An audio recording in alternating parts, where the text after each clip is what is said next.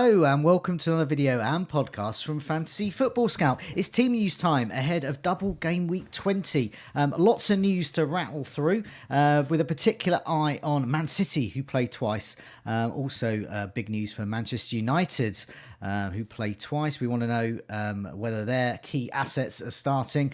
And there's a certain Liverpool striker, another one, who may or may not play. As ever, to help me understand it all, to get to grips with all the press conference news, is a Fantasy Football Scouts editor, Neale. Neale, welcome. How are you? I'm very well, thank you, Joe. How are you yourself? Yeah, doing well. And I haven't made my moves yet, so I'm gonna chat to you, and then I'll make my moves afterwards. So hopefully you haven't got any unpleasant surprises for me. And fingers crossed on that all-important Nathan Ferguson news that we will no doubt to get to later. Just before we move on, just want to welcome those who've joined us early in the live chat. More than 500 of you. Thank you so much. And counting. More of you are joining in. Thanks a lot to David Squires, Kev Mack, Christian, FPL Clyde, FPL Gaza, Hanzo, Gautier, Andy Dawson. And I've just made, he just says A Dawson, but there's a comedian called Andy Dawson. I hope it's him. But even if it's not, if it's Alan Dawson or someone like that, it doesn't matter. That's all good. Please do remember to subscribe. I'm sure all of you already are in the live chat. More than 600 of you have just joined us. That's great. Do subscribe. Do press that like button. It really helps. Right. Let's crack on. We've got a match tonight, haven't we? We've got a deadline tonight, and it's Aston Villa against Leeds. What is the latest from these two camps? Do you want to go for Aston Villa first? Go for the home side first. Yeah, why not? So they are still without Carlos, who's another month or two away, centre-half. McGinn's still out as well. He's still got a hamstring problem. Matty Cash is a doubt, I think quite a significant one. He picked up a knock last week in the FA Cup. Then Donker suspended because of that after that same game. Augustinson is on his way out anyway, but I think he's out.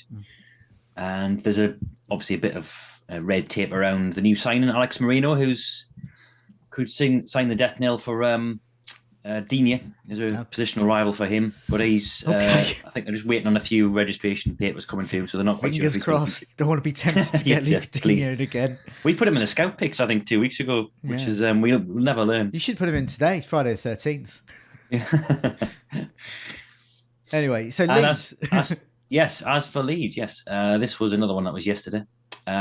Still without Dallas, Gray and Sinistera. They're all near no return. Somerville's going to be out for a month. I think he would have been on some people's radars, perhaps, as a budget midfielder. Yeah, he looks good. He's got an ankle problem, so he's out. Certainly for the next 2 or 3 game weeks. Bamford's back for now. He's had myriad issues, but he's been back in training. He's going to be involved in the squad in some capacity, probably from the bench, I would think. And I think that's probably it. I think Forshaw is due back in training this week after a minor procedure, but otherwise, all right. Okay. Let's move on to tomorrow. So we've got a lunchtime kickoff. It's the Manchester derby, Manchester United. It's Manchester City. City travel to United this time round. A lot of interest in both these sides because they are playing twice. We'll come to that in a bit. But let's go for Manchester United first. Always start with the home side. Dalot was someone definitely on my watch list, but I understand he's not available for this one. It does look like it's Ten Hag sort of prefaced the quote with "I think." He says, "I think Darlow is not available," so he'll probably miss at least the first instalment of their double game week. We'll see what he's like for Wednesday. Martial is less of a worry, but still flagged. So he's trained this morning. You would have seen that he was absent from training ground images earlier in the week and then missed the cup game.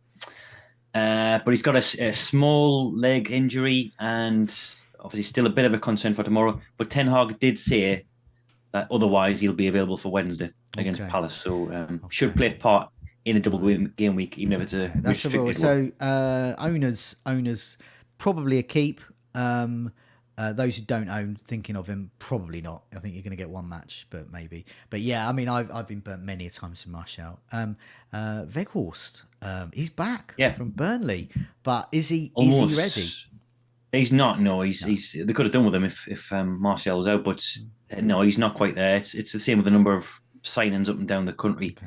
It's just this registration thing's not going to be quite done in time, but could play a part in that second double game week fixture. It always amazes me that they can never get this done, and seeing that the Premier League's quite big and it's got quite a lot of results. Just an extra like admin assistant probably do the job. Might get. Are they still using fax machines as well in this day and age? I think they were a little while ago. Yeah, I think them and I don't know, Lord Sugar, probably the only people who use fax machines anymore. But there we go. Man City now. Lots of players I'm interested in getting rid of. Lots of players from City I'm interested in getting as well. John Stones was definitely top of the watch list for many, but is he going to be available? Well, he was on our watch list, so the watch list widget on our site. We promoted him this week, and then lo and behold, he goes and gets injured. So it's a short but significant update. This from Pep. Yeah. It only really covered him, and he's not ready. So he's definitely not going to be involved in the Manchester derby again. Of course, they've got another fixture in Game Week 20. That's Spurs next Thursday. So who knows? Maybe he's back for that. But Pep says I think everyone else is fit. So it just seems like Stones. I'm not sure if that covers Diaz as well because he's been out for a while. Okay. He might have just overlooked him, but everyone else we think is okay. Did he give any hints at all about any sort of tactics starting lineup? No, there was a quote relayed back to him earlier in the week. He said something about having to do something crazy in the Manchester derby, but then when someone challenged him on it today in the presser, he said it was just a joke. So fair enough. Got another suggestions that it might be 5-2-3 or something like that. But so I mean, who knows what he's got obviously, because it tends to be in the bigger games where he overthinks things and surprises us. I do recommend people have a look at the latest Meet the Manager video on the YouTube channel. It's only a couple of videos back.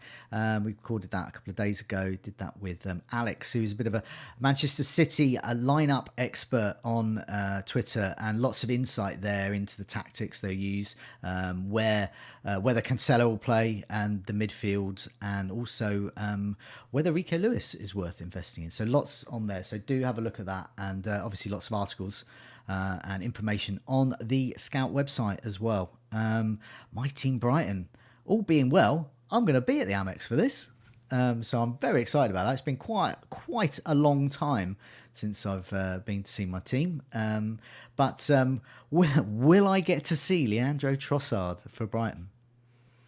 Not unless there's a really dramatic reconciliation in the next 24 hours. It doesn't look like it. So he's not being considered for selection. Not through injury. There was a really unconvincing line about him having a calf problem last week, but we all knew the reason. He's had a bit of a tiff with De Zerbi around the Middlesbrough FA Cup game, and he's not going to be back in until he bucks up his attitude. So I think he's the only one significant that's out. Obviously, Jakob Moder as well, long term, but they've got players back like Welbeck and Webster in the last week. But yeah, no Trossard. So we think Matoma's gonna continue in that role there. I know he is some player that people are looking at there. But no Trossard. Yeah, he wants away. He's apparently too big for Brighton.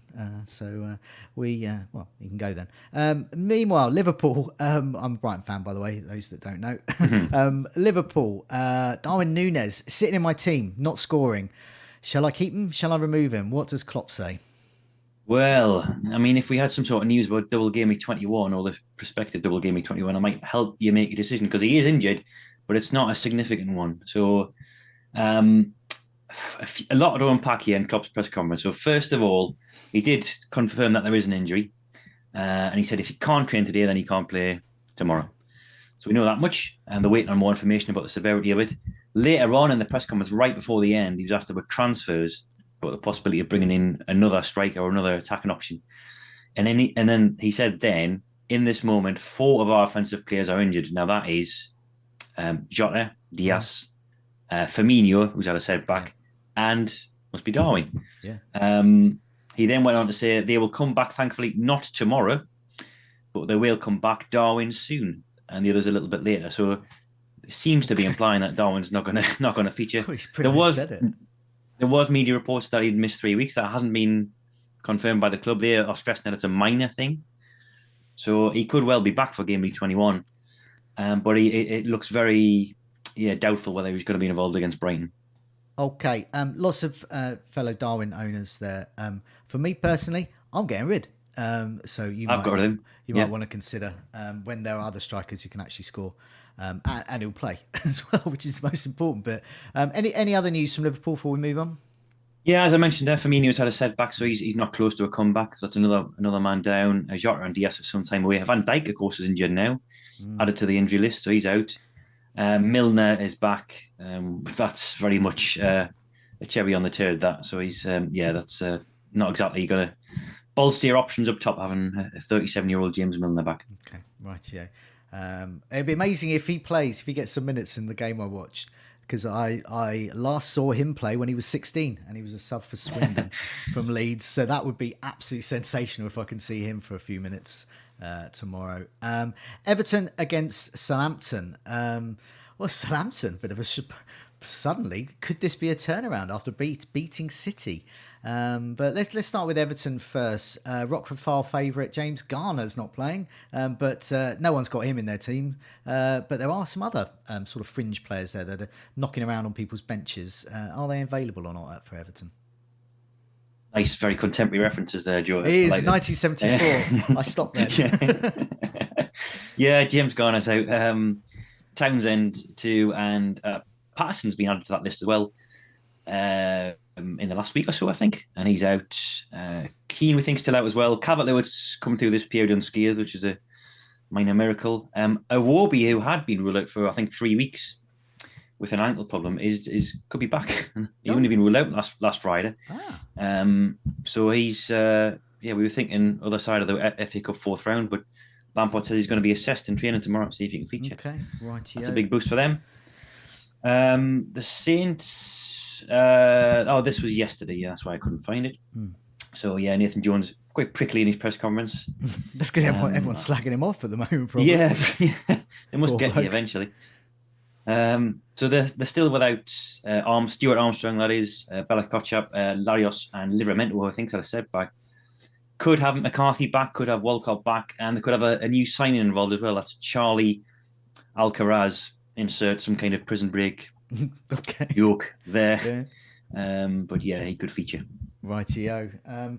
Okay. Let's move on to Nottingham Forest against Leicester. I can't predict this one. I mean, they're both. Yeah. This is a real tough game. This could be 0-0. This could be 5-5. I mean, I can't tell at the moment. But what shape are the home side Forest in ahead of this?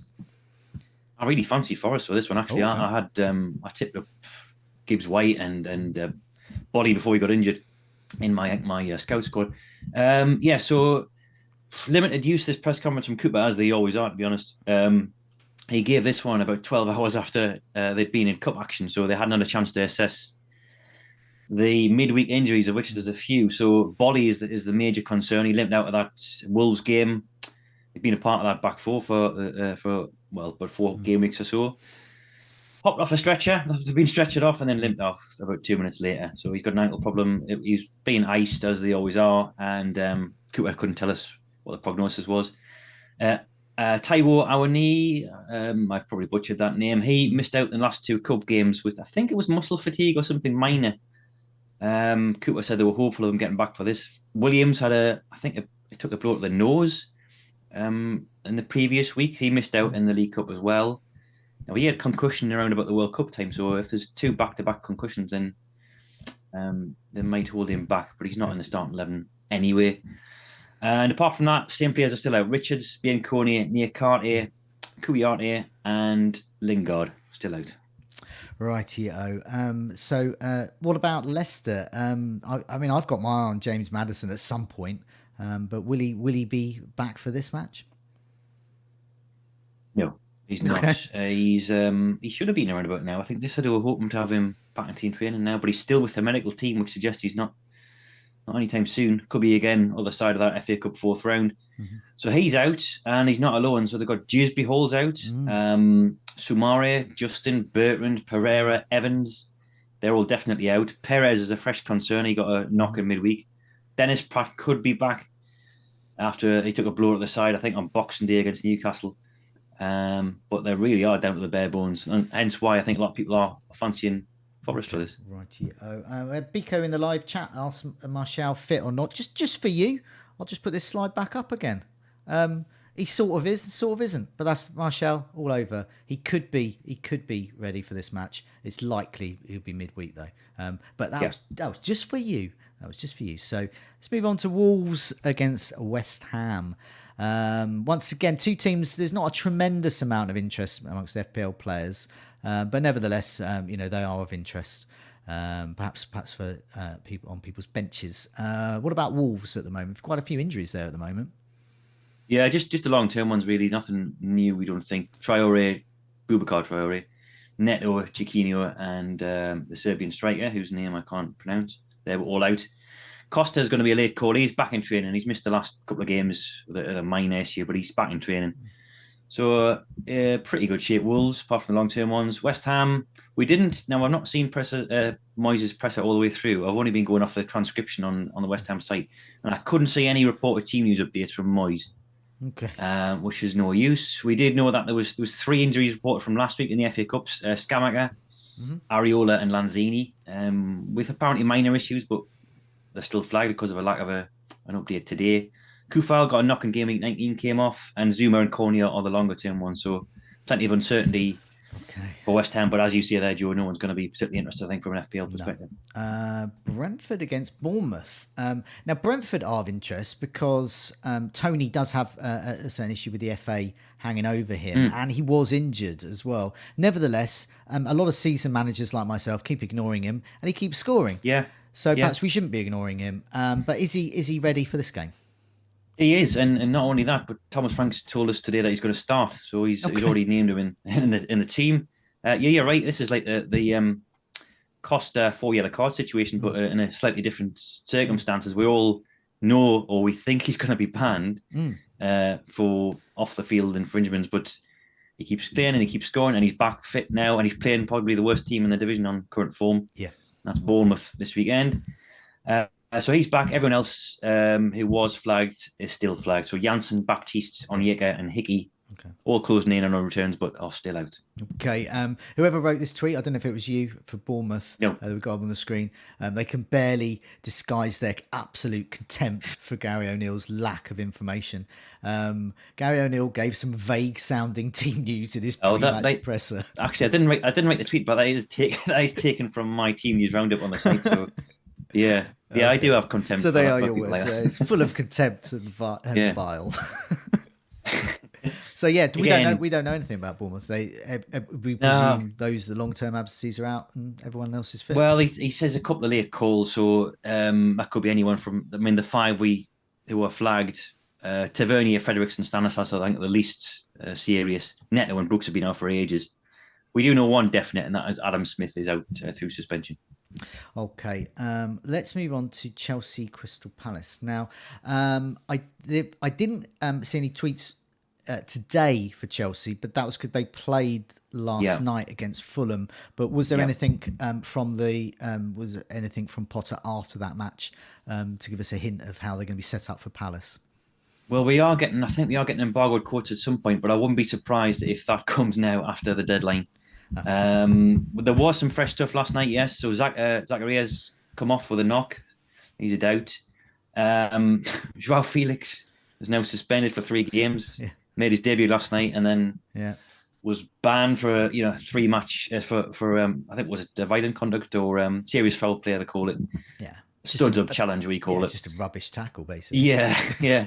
So, I mean, they've got an absolute litany of problems. Chilwell, Fafana, Broja, James, Kante, Loftus-Cheek, Pulisic, Mendy, Sterling, all flagged, all obviously either out or very, very doubtful. So they are down to the bare bones for the Crystal Palace game. Rightio. Any indication what, with Felix out, you would imagine it would just still be Havertz up front, you would think? He could get. Ziyech was on the bench last night. I don't think he's particularly Potter's favourite, but he could come in. Aubameyang, I think, has fallen from favour as well. But what choice have they got? And they've got youth, like Hutchinson and I suppose Gallagher could play further forward, I guess. Yeah. Okay. But they really are patched up at the moment. And as much as people are enjoying Potter's fall from grace, I think Brighton fans especially.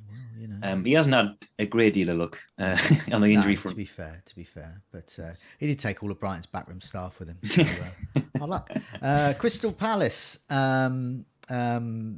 Yeah, let's start. Nathan Ferguson, is he going to be ready?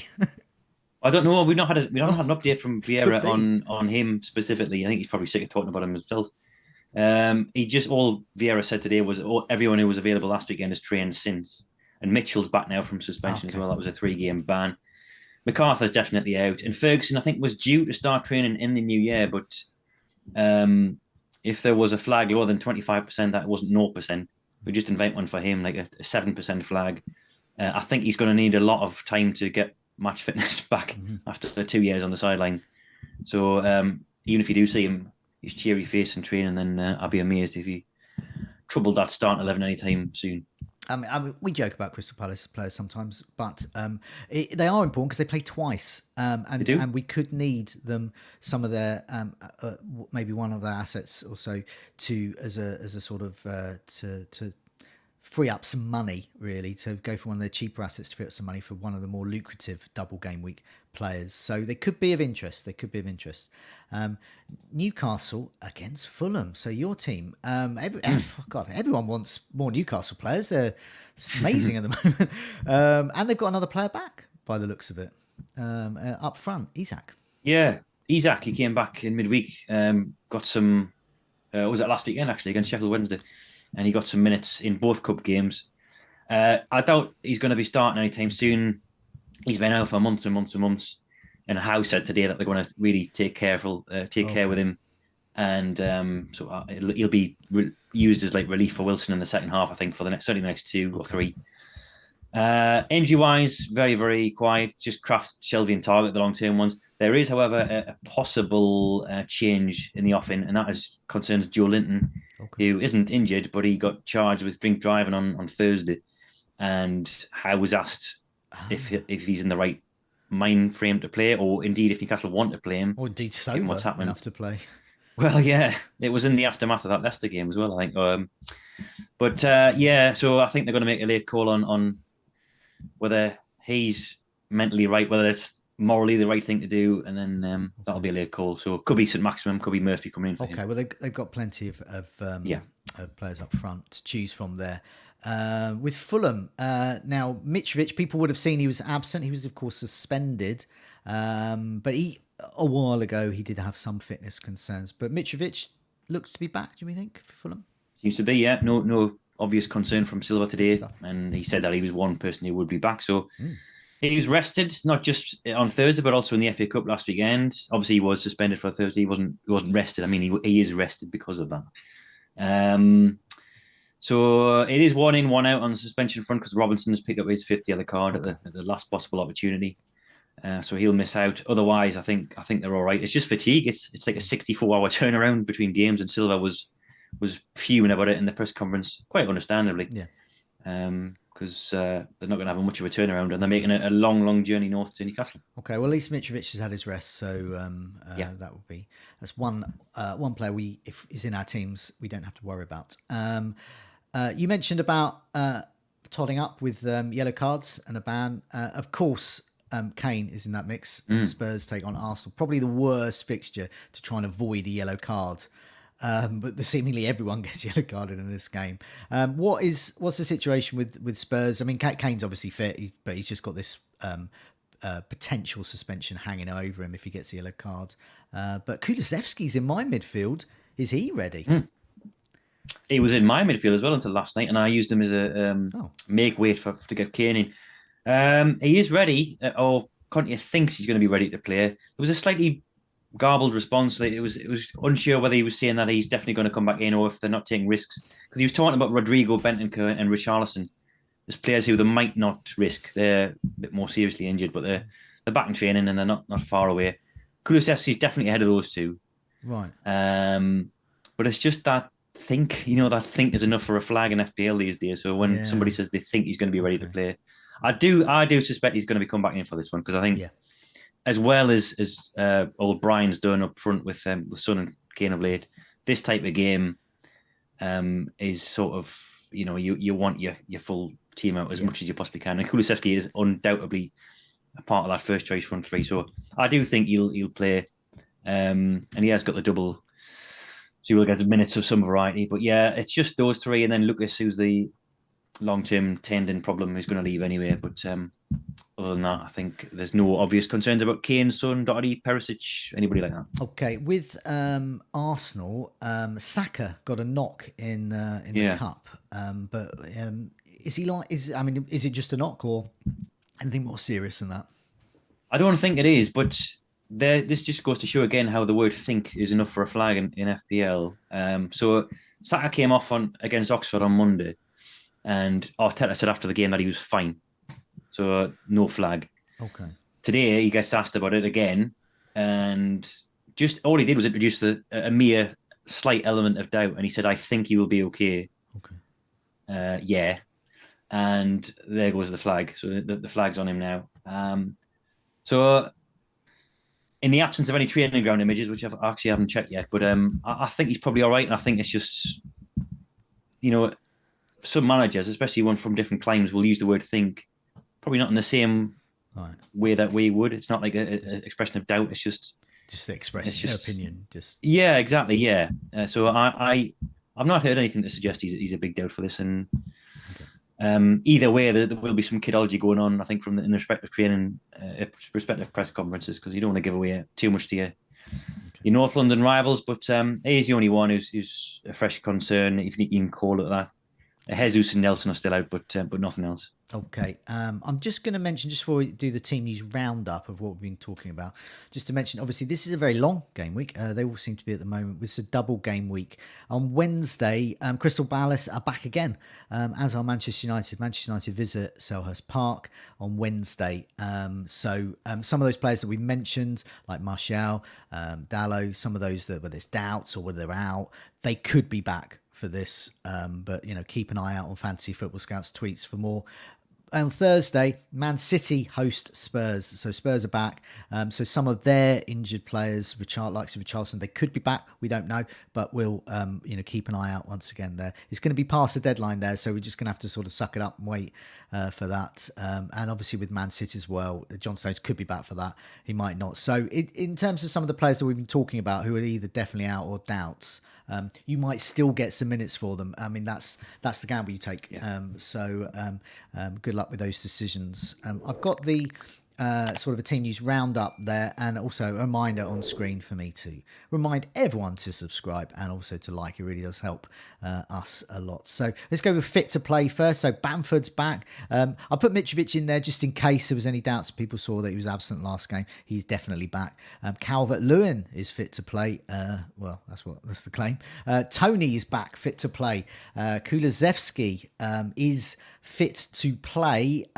He's sort of possibly questionable, but he's more on the fit to play side, I think, for this one. Meanwhile, on the questionable tally, you got Bolly in defence there with Nottingham Forest, Oweniyi, I've butchered it even worse than you have, and then Nico Williams as well. They've got their respective injuries, so they're questionable. Martial's questionable for Manchester United. That's a key one because of the double game week. Darwin, he is questionable as well for Liverpool with that injury. I don't know what the injury is. It's unspecified, I think.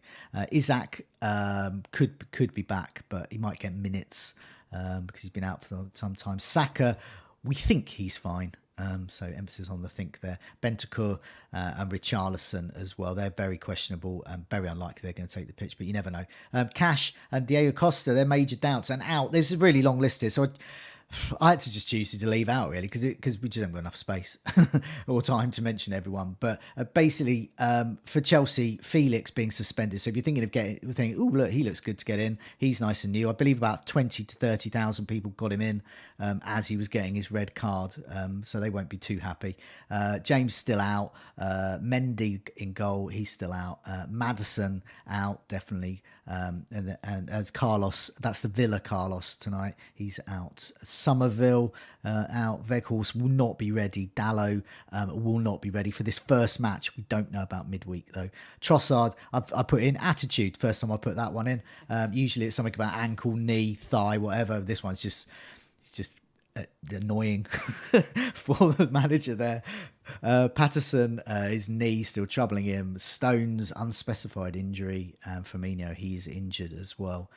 So there we go. That's your team news roundup for Game Week 20. Neale, thanks so much for joining me. Just before we go, anything? I think we mentioned anything. No late breaking news or anything like that. Not that I've seen, Joe. If I do get anything, I will put it on the site, and I'm sure Ian will tweet about it on Great stuff. on Twitter as well. So we'll have you covered. Great stuff. We'll be back next week for more team news. Look out for all the other videos and podcasts from Fantasy Football Scout. We've got them all during the week. Scoutcast, Burning Questions, Goals Imminent as well. That's the new great video that I do. So I call it great. But anyway, that's on a Tuesday, and we've got some great videos and podcasts during the week to help you out for the rest of this game week and next week game week and many more. Thanks for your time. Thanks for joining us, especially those in the live chat. Neale, see you soon. Toodaloo.